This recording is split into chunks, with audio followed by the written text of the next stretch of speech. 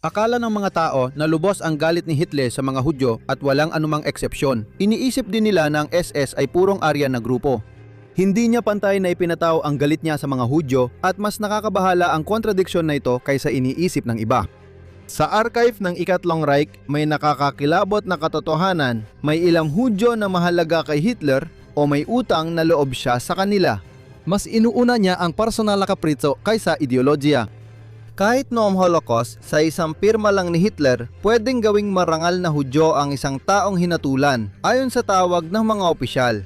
Ito ay paniniwalang nagbanta sirain ang sistema ng Reich. Ito ang kwento ng mga Hudyo na palihim na pinrotektahan ni Hitler. Nagsimula ito sa pananakit ng dibdib. Nahiyang magreklamo si Clara Hitler at mahina niyang sinabi sa doktor na dahil sa sakit ay ilang linggo na siyang hindi makatulog sa gabi. Palagi siyang masipag pero naging labis na ito para sa kanya. Lumabas sa pagsusuri na may malaking tumor sa dibdib. Umuwi agad mula Vienna ang 18 anyos na anak ni Clara na si Adolf na nais maging artista kahit tutol ang yumaong ama. Natutulog siya sa ekstrang kwarto na apartment ni Clara sa Urfa, isang suburb ng Linz, Austria, habang naririnig ang daing ng kanyang ina sa gabi. Malapit nang mamatay ang kanyang ina at hindi niya matanggap ito. Lagi niyang pinoprotektahan si ina mula kay Alois, ang ama niyang mainiti ng ulo at tirano. Bago mamatay si Alois, lagi siyang ipinagtatanggol ni Adolf si Clara kapag lasing si Alois at binubuhatan siya nito ng kamao. Ngayon, ang babaeng labis niyang minahal at labis siyang pinalayaw matapos mawalan ng 3 anak sa sakit ay unti-unting nawawala sa harap niya. Wala siyang magawa. Inalagaan ni Adolf si Clara ng buong buo, umaasa sa isang himala. Isang himala na, kung mangyayari man, ay tiyak na magmumula sa tapat at pinagkakatiwala ang doktor ng pamilya, si Dr. Edward Block. Nakita ni Block kung gaano kamahal ng binata ang kanyang ina. Nakatayo sa tabi ng kanyang kama, dinadalhan siya ng tubig, sinusubukang ipakain ang pagkain sa kanyang tuyong bibig, tunay na naniwala si Adolf na malalampasan ni Clara ang sakit. Umasa siya kay Block at sa medisina ng Germany pero nabigo. Habang nakahiga si Clara, kinausap ni Block si Adolf. Hindi naging matagumpay ang operasyon, kumalat na ang kanser. Ikinuwento ni Block kalaunan na ang mahaba at maputlang mukha ni Adolf ay baluktot sa lungkot. Dumaloy ang mga luha mula sa kanyang mga mata. Ang babaeng ito na dumaan sa maraming trahedya at pambubugbog ay mapagmahal, sumusuporta at masyado pang bata para mamatay sa edad na 47. Nakiusap si Adolf kay Block na iligtas siya. Ipinatong ni Block ang kamay sa balikat ni Adolf at sinabing susubukan niya dahil mabuti ang pamilya nito, lalo na sina Clara at ang mga bata na masisipag at tapat. May espesyal na gamutan na pwedeng subukan, walang kasiguraduhan. Pero kung wala ito, hindi magtatagal si Clara. Sulit subukan.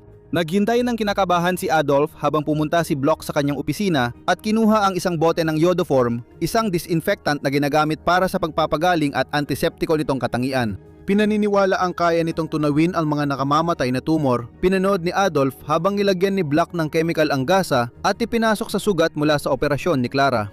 Napahiyaw siya sa sakit habang sumasakit ang dibdib dahil sa chemical. Alam ni Block na hindi ito gagana, ngunit ginagawa niya ito para kay Adolf dahil ayaw niyang makita itong nadadalamhati. Ayon kay Block, matatag niyang tiniis ang pasanin ng hindi nagrereklamo, pero tila pinahihirapan nito ang kanyang anak. Napapangiwi siya sa matinding dalamhati tuwing nakikita niyang napapangiwi sa sakit ang kanyang ina, ngunit napuno ng pasasalamat si Adolf. Pinanood niya si Block habang pinapawi ang sakit ng kanyang ina gamit ang isa pang iniksyon ng morpina. Mas inalala niya ang kinabukasan ng mga anak niya kaysa sa sarili niyang kamatayan habang unti-unti siyang nanghina. Imbes na makatulong, ang matapang na iodoform ay sobrang sakit at hindi rin epektibo. Nakakatakot kay Adolf makita ang epekto ng cancer sa kanyang ina. Sa mga sumunod na taon, bilang mabagsik na pinuno, sumigaw siya sa mikropono tungkol sa kanser na Hudyo. Iniisip kaya niya ang paghihirap ng kanyang inang namamatay? Pero tiyak, hindi niya sinisi si Dr. Block. Pagkatapos pumanaw ni Clara at nalugmok si Adolf sa matinding kalungkutan, ipinahayag niya ang kanyang walang hanggang pasasalamat sa ginawa ni Dr. Block para sa kanyang ina sa oras ng pangangailangan. Si Dr. Block, isang Hudyo na lubos na iginagalang ng pamilya Hitler, kilala sa paggamot sa mahihirap na pamilya tulad ng pamilya Hitler anumang oras ng gabi at kadalasan ay hindi naniningil kapag kapos sila sa pera. Bayani si Block sa batang lalaki na magiging dahilan ng pagkamatay ng 6 na milyong taong tulad niya mga Hudyo. Nabuo ang matibay na ugnayan, isang kontradiksyon na haharapin balang araw ni Block. Nagkaroon ng banggaan sa pagitan ng lumang katapatan at isang mapaglipol na ideolohiya. Nung unang bahagi ng dekada, 20 aktibo na si Hitler sa politika matapos mabigong maging artista. 2 beses siyang nasugatan sa unang digmaang pandaigdig at namuhay sa kahirapan. Mula sa hindi kilalang buhay, sumikat siyang tagapagsalita ng panandaliang partidong manggagawang Aleman. Laging nasa tabi niya sa bawat hakbang ang kanyang kaibigan at kasamahang si Emil Morris. Tapat si Morris, ginaya pa niya ang pananamit at toothbrush na bigote nito.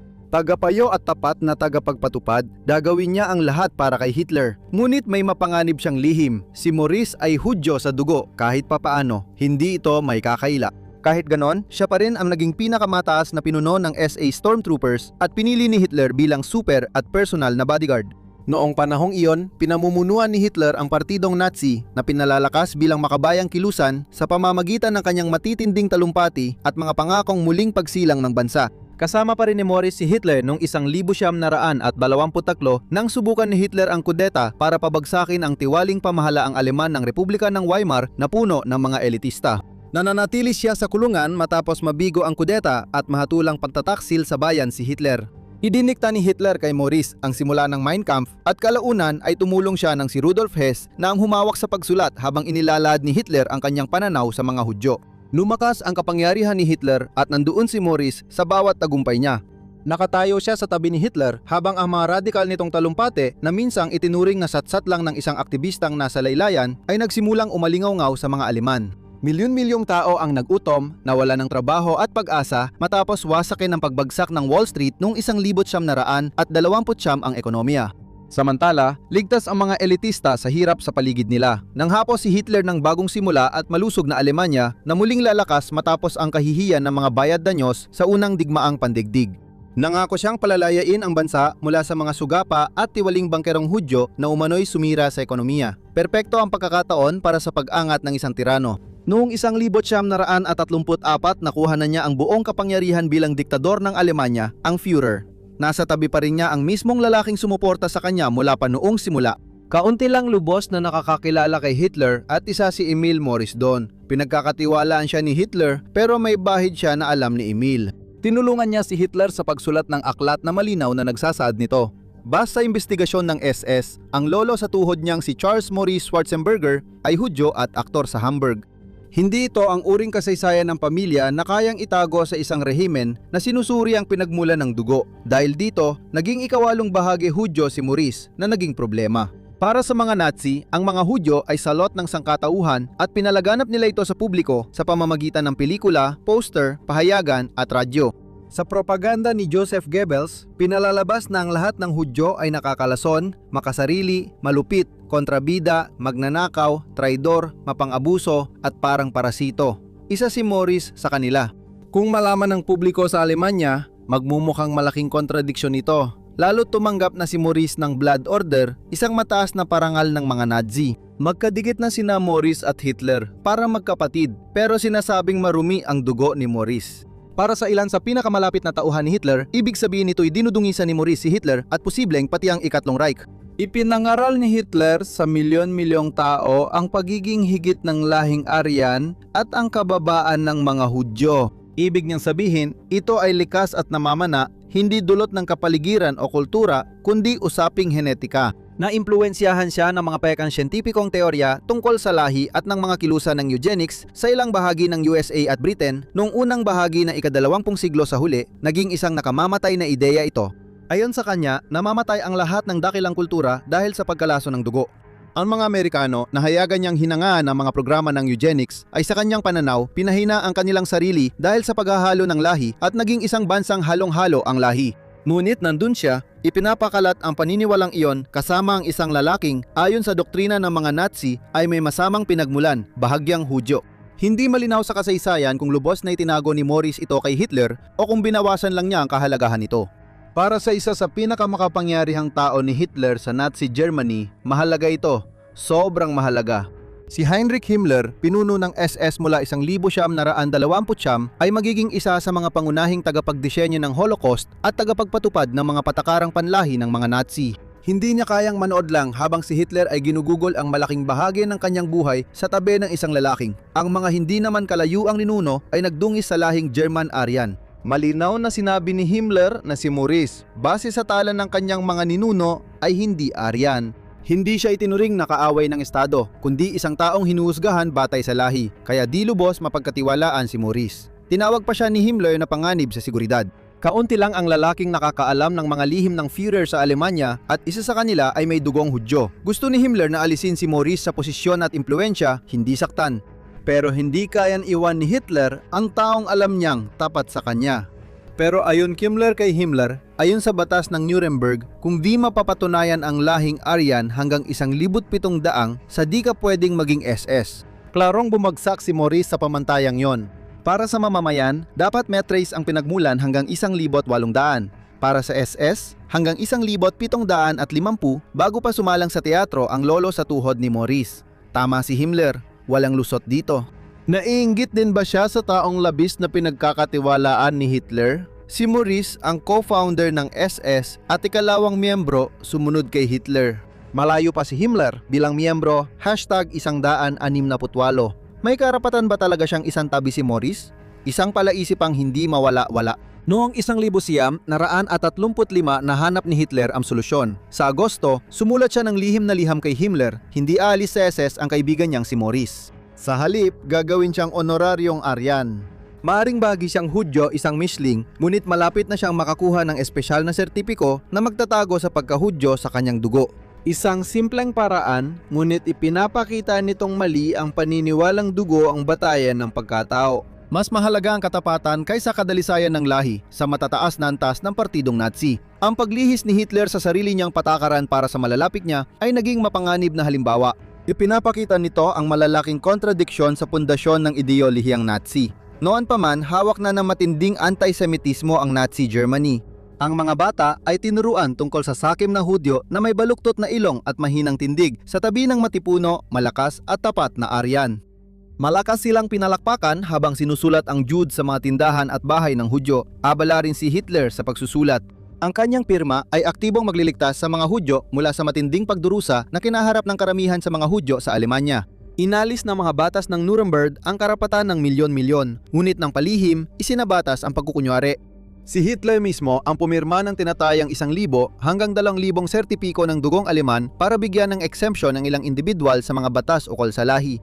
Siya rin ang tumawag sa mga Mischling na halimaw na kalahating tao, kalahating unggoy. Sabi niya, makasalanan daw sila dahil sa kanilang dugo. Ngunit tulad ni Emil Maurice, hindi lahat ay ipinadala sa sapilitang paggawa o silid gas. Sa halip, tahimik silang inalis. Noong 1941 sumulat si Heinz Gerlach kay Bernhard Rass, ang Nazi Ministro ng Edukasyon, hindi ko kasalanan na isa kong Mischling. Walang dapat sisihin ang aking mga magulang sa aking kalagayan dahil nagpakasal sila bago pa may batas ukol sa lahi. Ang Alemanya ay tahanan ng 10,000 tao na may dugong Hudyo, ngunit naging Kristiyano na. Nang maupo sa kapangyarihan si Hitler, ipinahayag nila ang kanilang pagmamahal sa kanilang bayan at sa Führer. Paano naging makatarungan na parusahan ang mga ganitong tao? Anak ng Hudyo si Colonel Ernst Bloch, napunit ang kanyang muka ng isang bayoneta noong unang digmaang pandigdig at tumanggap ng Iron Cross. Lumaban siya sa halos buong sumunod na digmaan bilang hayagang Hudyo, ngunit noong 1944 lang, nagkaproblema ng igiit ni Himmler ang kanyang pagtanggal sa serbisyo. Pebrero 15, 1945 nakatanggap siya ng liham na pirmado ni Hitler tungkol sa pagkawala ng trabaho dahil sa kanyang pinagmulan.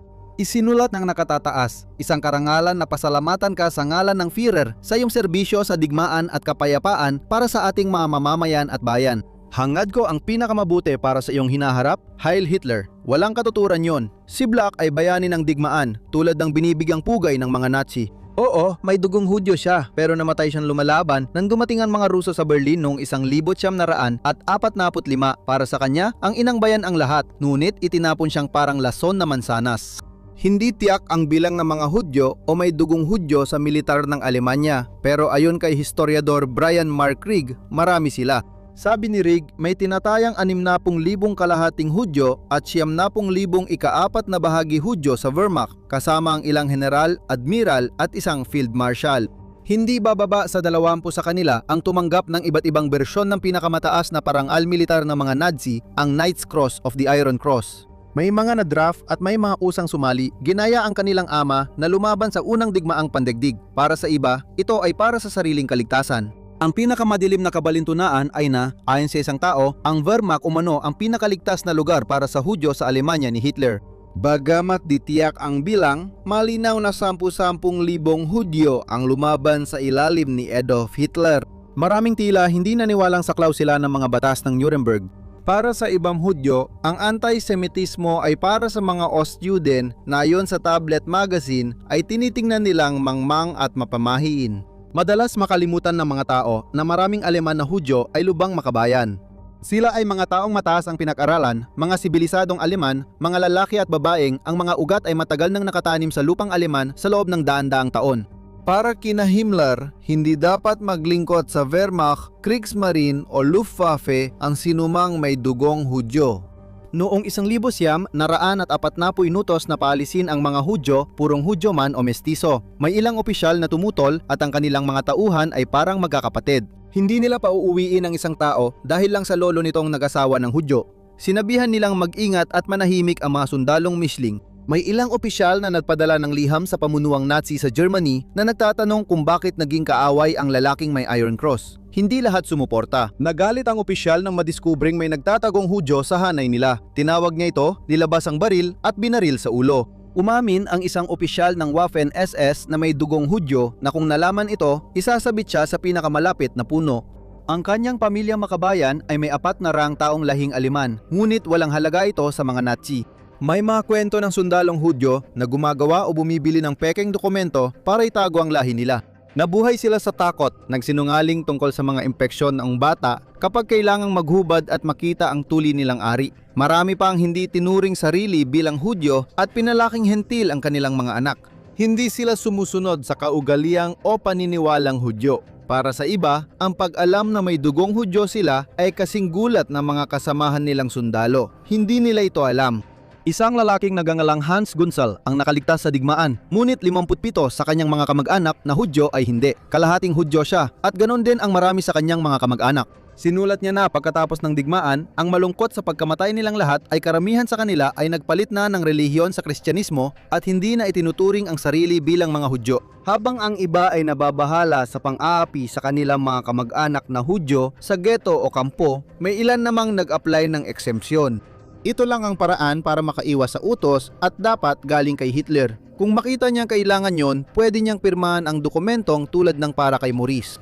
Sa matinding pagpapaimbabaw, libo-libong Mishlinge na itinuring na masyadong mahalaga para mawala ay nanatili sa militar dahil lang sa pirma ng Führer.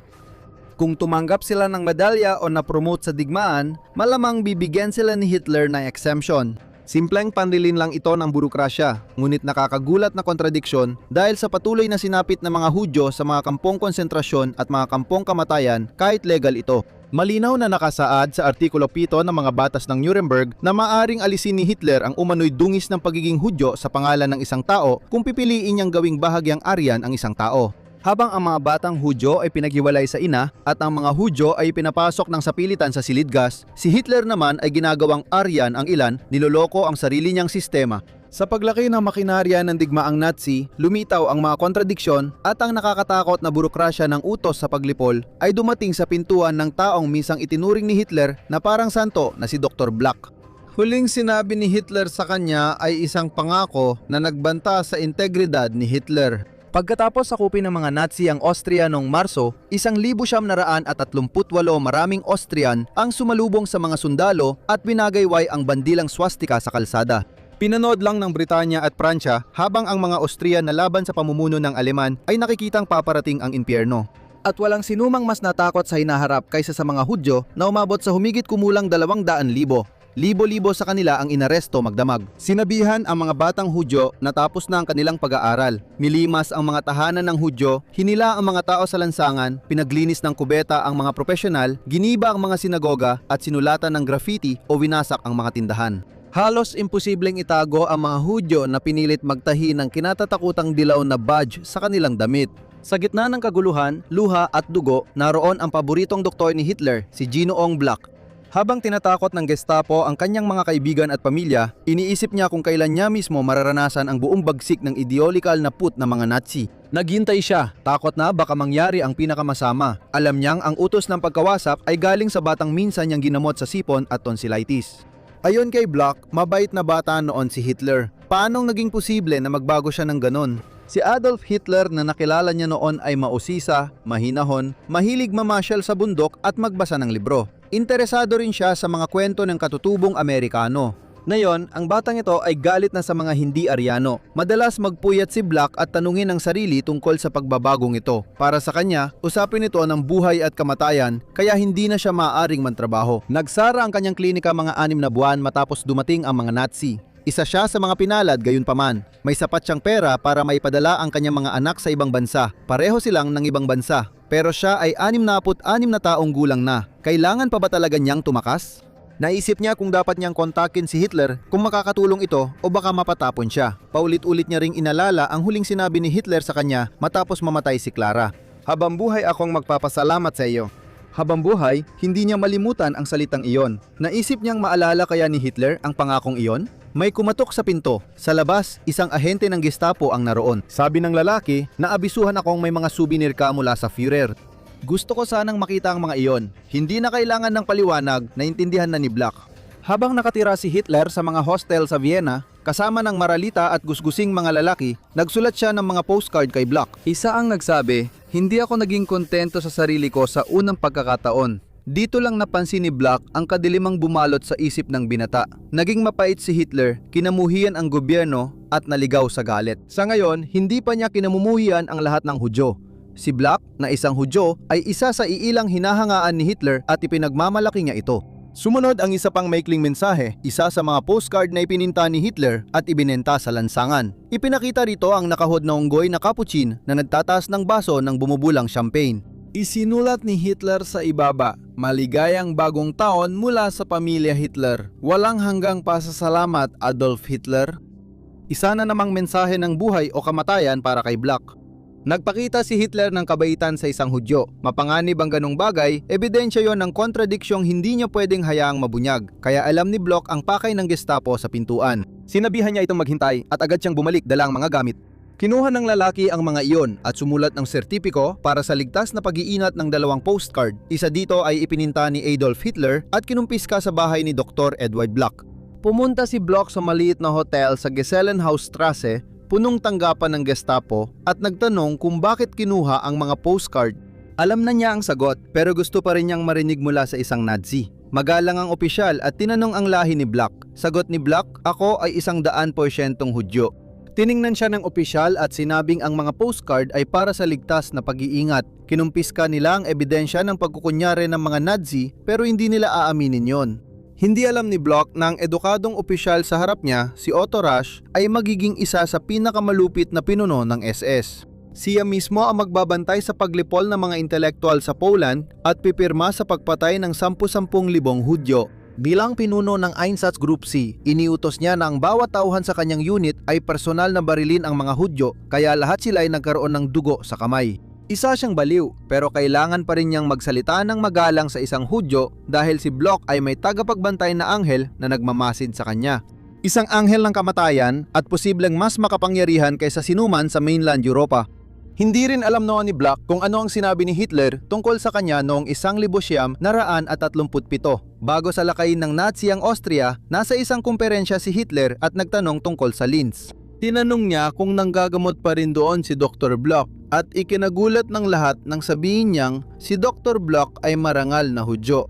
Kung lahat ng Hudyo ay tulad niya, walang usaping Hudyo. Inamin ni Bloch na nang malaman niya ito, tinuring niya itong papuri. Nakakapanibago at nakakatuwang isipin na si Adolf Hitler ay nakakita ng kabutihan kahit sa isa sa aking lahi. Pero ngayon, hinuhuli at winawasak na ang buhay ng mga kapwa niya Hudyo, na baliw na ang mundo. Pinanood niya pagdating ni Hitler sa bayan nila, sakay ng Mercedes at sinamahan ng mga motorsiklo. Nagsisigawan sa tuwa ang tao habang nagtatago ang mga Hudyo. Gaano katagal bago naman siya kunin? May nangyaring nagbigay sa kanya ng pag-asa. Ang salitang Jude ay ipininta ng matingkad na dilaw sa gilid ng lahat ng bahay at tindahan ng mga Hudyo, pati na rin sa klinika ni Black na siya ring tinitirhan niya. Ngunit nakatanggap siya ng tawag mula sa Gestapo. Pinayadan siyang alisin ang karatula sa bahay. Pagkatapos, tinawagan siya ng landlord at sinabing nagpunta siya sa tanggapan ng Gestapo para alamin kung dapat pa bang manatili si Black sa kanyang bahay. Sinabihan siya, hindi namin kayang pakialaman ang bagay na yan. Ang Berlin ang bahala dyan.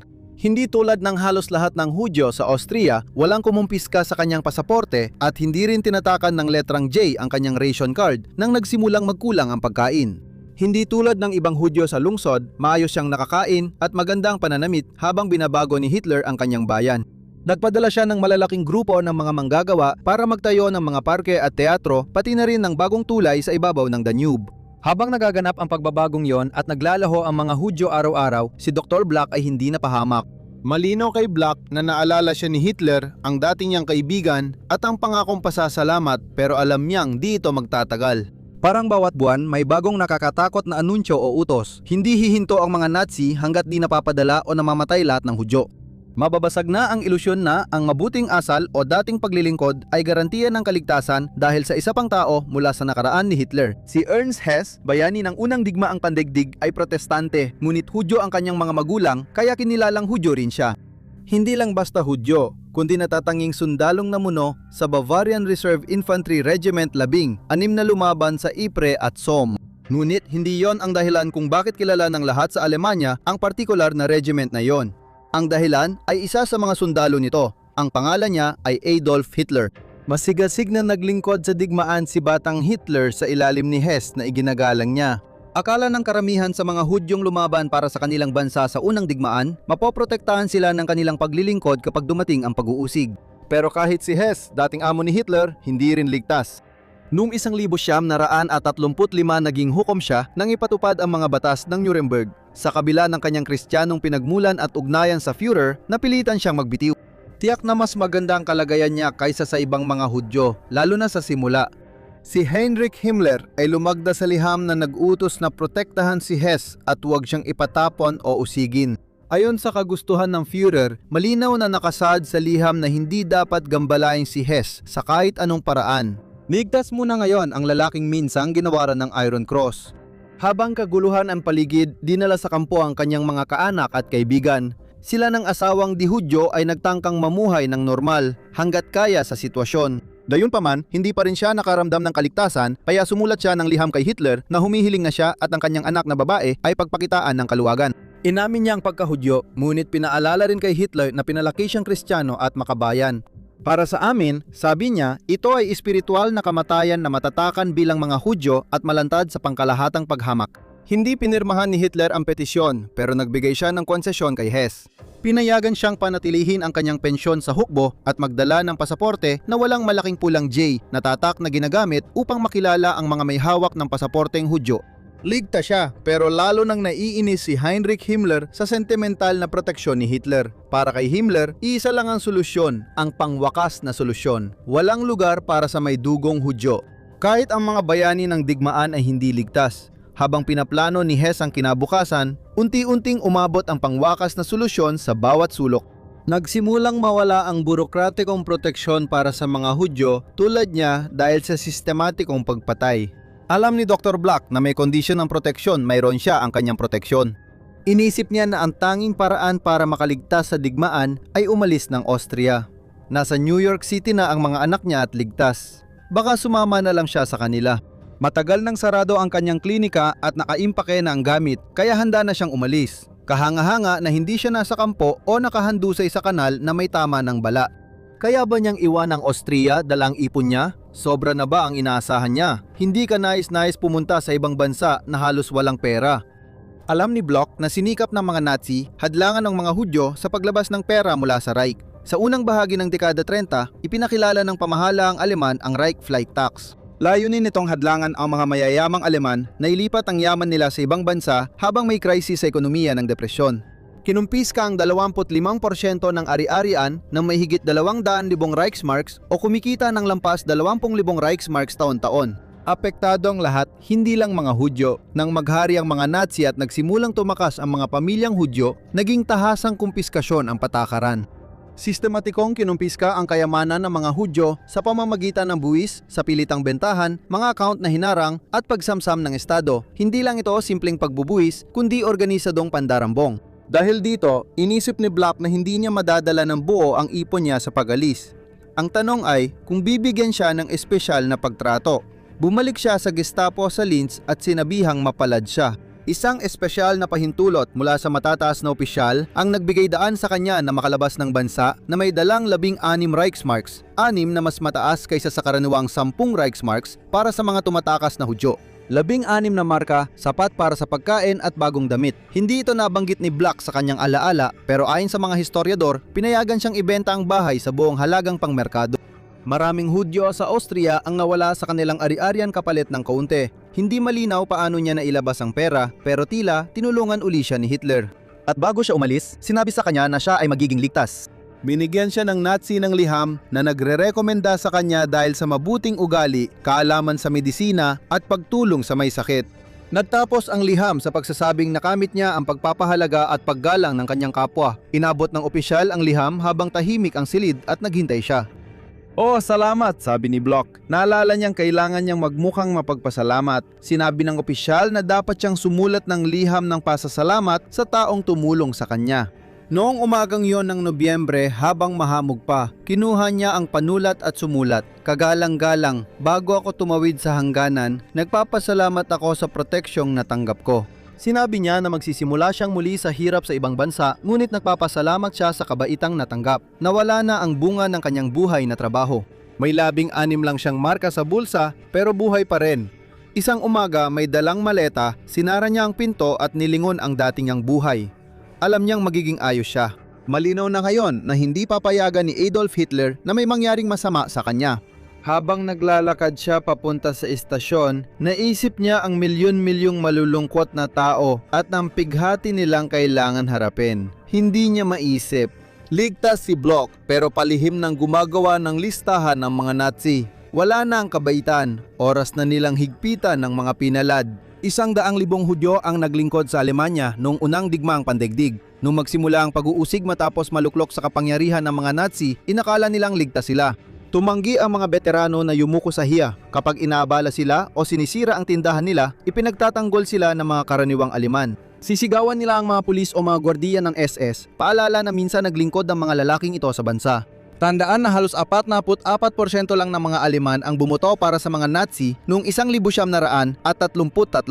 Ngunit nang makuha ni Hitler ang kapangyarihan at ginawa ang kanyang ipinangako, binuhay niyang muli ang ekonomiya, nabawasan ang kawalan ng trabaho at naibalik ang damdamin ng pambansang pagmamalaki. Kaya natural lang na lumago ang suporta para sa rehimen. Gayunpaman, marami pa ring mga Aleman ang hindi sumang-ayon sa pinakamatinding anti-Semitikong mga pulisya ng mga Nazi. May ilan pa ngang naglakas loob na tutulan ang mga ideya at 10,000 ang pinatay. Marami pang ibang tahimik na hindi nagustuhan ang mga nangyayari, ngunit nagbulag-bulagan na lang habang nagiging mas maayos ang kanilang sariling buhay. Takot, propaganda, pakikiayon at pansariling interes ay may papel, ngunit maraming nag-aakalang mali ang pagkulong sa mga veterano ng unang digmaang pandaigdig. Pinarangalan ng mga Nazi ang digmaan at itinuring na parang santo ang mga veterano, kaya malaking kabalintunaan na usigin sila at kanilang pamilya ngayon. Maraming tulad ni Ernst Hess ang sinuportahan ng mga opisyal ng hukbong Aleman. Dahil dito, napilitang sumuko ang pamunuan ng Nazi at sa malaking bahagi, hindi muna ipinadala ang mga veterano sa mga kampo ng sapilitang paggawa at kamatayan. Ngunit hindi ito nagtagal. Mapapatunayan na mali ang mga taong ito sa pag-aakalang mapagkakatiwalaan ang mga Nazi. Habang pinipilit ni Himmler si Hitler, dahan-dahang nawawala ang mga batas na proteksyon sa veterano, parang ahas na nagbabalat. Noong 1941 binuksan ng mga Nazi ang Theresienstadt Ghetto bilang pansamantalang hintuan kung saan pinagtatrabaho at pinaghihintay ang mga Hudyo bago dalhin sa kampo ng paglipol. Napakasama ng kalagayan dito. 10,000 ang namatay dahil sa sobrang pagod, sakit at malnutrisyon bago sila maipatapon. Noong 1942, inutos ni Reinhard Heydrich na sa Theresienstadt na ikukulong ang isang bagong uri ng bilanggo, mga veteranong Hudyo ng unang digmaang pandaigdig. Mula, binago ng mga Nazi ang mga patakaran. Kasama ng mga sundalo ay ang mga Hudyo na may mataas na katayuan. Mga lalaking ang biglaang pagkawala ay magdudulot ng hinala sa ibang bansa. Pagkatapos ng lahat, ang pangwakas na solusyon ay isang lihim na mahigpit na itinatago sa loob ng pamunuan ng Nazi. Nang lumaganap ang balita ukol sa Theresienstadt, sinabi ng mga Nazi na hindi raw ito impyerno sa lupa o tulad noon. Sabi nila, ito ay parang bayang pahingahan at pamayanan ng mga retirado para sa mga Hudyong sinasabing naggamit ng pribileyong ipadala ron. Noong 1941 nang magpunta si Hess sa opisina ng Aryanization sa Munich at ibigay ang liham ng proteksyon, biglang pinunit ito ng opisyal mula sa kanyang kamay. Sinabihan siya ni Franz Richard Muckler na inalis na ang kanyang proteksyon at isa na siyang Hudyo tulad ng iba. Inaresto siya at pinadala sa kampo ng Milbertshofen bilang karaniwang manggagawa. Kalaunan, nilipat siya sa kumpanya ng konstruksyon at pinatulog sa tinawag ng mga Nazi na bahay ng mga Hudyo.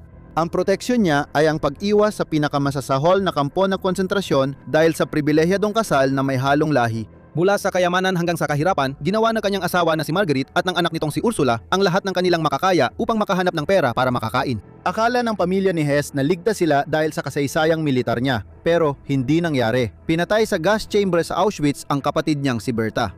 Ngayon ay natakot si Hess na siya at ang lahat ng iba pa ay matatapos sa parehong paraan. Para sa marami pang ibang Hudyo, yaong mga nakaligtas, unti-unting nawawala ang kanilang mga proteksyon. Lalong lumala ito matapos ang sabuatan noong Hulyo 20, 1944 at 44 ng muntik nang mapatay si Hitler ng grupo ng mga mataas na opisyal. Numaganap ang paranoia sa mga sundalo at pinaalis at inaresto ng Gestapo ang mga kalahating Hudyo sa Wehrmacht. Sa estratehikong pananaw, ito'y malaking kahangalan. 10,000 mandirigma ang pinawi sa Alemanya nang mabunyag ang kanilang pagkahudyo. Karamihan ang dinala sa mga kampo ng sapilitang paggawa ng Organisation Todt kung saan nakita ng ilan ang kanilang mga ama, Aryanong asawa ng kanilang inang Hudyo. Mas magaan ang kampo kaysa sa iba, karamihan ay nakaligtas, pero nasayang ang mga ito sa digmaang matagal nang natatalo ang mga Aleman. Ganoon din sa paggawa ng armas, muling napatunayan ng mga Aleman ang pagpapabaya nila sa pagpili ng ideolohiya kaysa pagwagi sa digmaan. Inutusan ni Field Marshal Wilhelm Keitel ng Oberkommando der Wehrmacht na tanggalin lahat ng mga Hudyo na nagtatrabaho sa paggawa ng armas noong 1942. Isa itong desisyon na pinuna ni General Kurt Ludwig von Ginand dahil nabawasan umano ang militar na potensyal ng Reich. Nagbago na si Hitler. Dati siyang nagprotekta ng ilang taong naglingkod para sa Alemanya pero naging mapang-uyam na siya. Sa pagsulat tungkol sa mga Hudyong tumakas sa deportasyon sa pagpapanggap na di sila Hudyo, sinabi niya na sa pinakamasamang sitwasyon, palaging ligtas ang negosyo at Hudyo sa ilang patak ng tubig ng binyag. Huwag kang mag-alala, dagdag pa niya, mawawala na ang pagtatago ng pinagmulan sa pagpapalit ng reliyon, puspusan na ngayon ang panunupil. Ang pansariling kapritso ni Hitler ay napalitan ng hindi mapigilang pag-usad ng makinang kamatayan na siyang lumika. Ang pagiging honoraryong Aryan ay pansamantalang pagpapaliban lang pala ng kamatayan. Nabuhay si Ernst Hess matapos ang digmaan at kahit hindi na siya muling naglingkod bilang hukom, muling binuo niya ang kanyang buhay sa Alemanya pagkatapos ng digmaan. Noong 1946 nagsimula siya ng bagong karera sa daang bakal. Mula 1949 hanggang 1955 nagsilbi siya bilang presidente ng General Federal Railways Authority sa Frankfurt am Main. Noong 1970, inilagay sa Frankfurt ang plaque ng pag-alala para sa kanya, isang makabuluhang pagkilala para sa dating inalisan ng karapatan. Noong 1983, nawala ang pagdurusang pasa niya buong buhay nang siya ay pumanaw sa edad na 73, ngunit nanatili ang kanyang mga salita. Pagkatapos ng digmaan, tinanong siya tungkol kay Hitler at kung ano ang pakiramdam na maglingkod kasama niya. Sagot niya, "Si Hitler? Nasa unit namin? Hindi nga namin siya napansin." Isipin mo, ang taong nagdulot ng maraming sakit at pagdurusa ay isa lang palang walang kwentang tao, isang anino ng kawalang halaga, ngunit mapanganib pa rin. Si Edward Black ang nakaunawa kung paano lumalago ang kasamaan mula sa kawalang halaga. Nakaalis siya ng Alemanya at nagpunta sa Lisbon, Portugal. Habang naghihintay siyang sumakay ng barko papuntang New York City, nilapitan siya ng sundalong Briton at hiningi ang mga papeles niya. Binasa ng sundalo ang pangalan at nagumiti, "Ikaw ang doktor ni Hitler, hindi ba?" Sikat si Black, ngunit hindi niya ipinagmamalaki ang pagkakilanlang iyon. Minsan niyang pinagaan ang loob ng isang taong pumatay ng milyon-milyon batay lang sa mga papel na tumutukoy sa lahi. Tumawid siya sa magulong Atlantiko at dumating sa bagong mundo, isang mundong hindi man lang nadungisan ng mga pinsala ng digmaan. Doon, nakihalubilo siya sa komunidad ng mga Hudyo sa Bronx. Ngunit hindi nagtagal at namatay siya noong 1945 dahil sa kanser sa tiyan. Ang nag-iisang Hudyo na hindi kinailangang tumakas ay si Emil Maurice, dating kanang kamay ni Hitler. Hindi tuluyang nawala ang ikawalong bahagi ng pagka-Hudyo niya, ngunit ito'y tinanggap ng mga Nazi. Tinanggal siya ni Hitler bilang tupper noong 1927 matapos aminin ni Maurice ang relasyon niya kay Jelly Raubal, pamangkin ni Hitler. Nanatili siya sa SS bilang paalala kay Himmler na ang nagtatag ng organisasyong ipinagmamalaki niya ay may nadungisang dugo. Tinuring siyang nagkasalang Nazi ng ikalawang uri ng mga Amerikano at 4 na taon lang nakulong si Maurice. Naging mapagkumbabang tagagawa ng rilo siya at namatay nung 1972 matapos maniwala noon na sila ng kanyang mga kasamahan ay maaaring mamuno sa Europa bilang lahing nakatataas. Namatay siya na alam ang isang malinaw na kabalintunaan. Sa pusod ng mundong sinikap niyang likhain kasama ng kapwa niya mga Nazi, isang lipunang obsessed sa kadalisayan ng lahi, itinayo sa ideolohiyang palading kinokontra ang sarili. Malamang na alam ni na Adolf Hitler at Heinrich Himmler na walang tunay na dalisay na dugo at hindi kailanman matutukoy ng pinagmulan lamang ang ugali o halaga ng isang tao. Mali na ang palagay na iyon mula pa sa simula, ngunit milyon-milyong Hudyo, Slav, Roma, Asyano at iba pa ang nagdusa at namatay dahil doon. May ilang eksepsyon na ginawa ni Adolf Hitler para sa ilang tao, pero hindi nito pinagaan ang buhay ng iba sa Nazi Germany. Para makita kung ano talagang hitsura ng araw-araw na pakikibaka para sa mga karaniwang pamilyang Aleman sa ilalim ng rehimen, panoorin kung ano talagang buhay sa ilalim ni Adolf Hitler o i-click ang video na ito.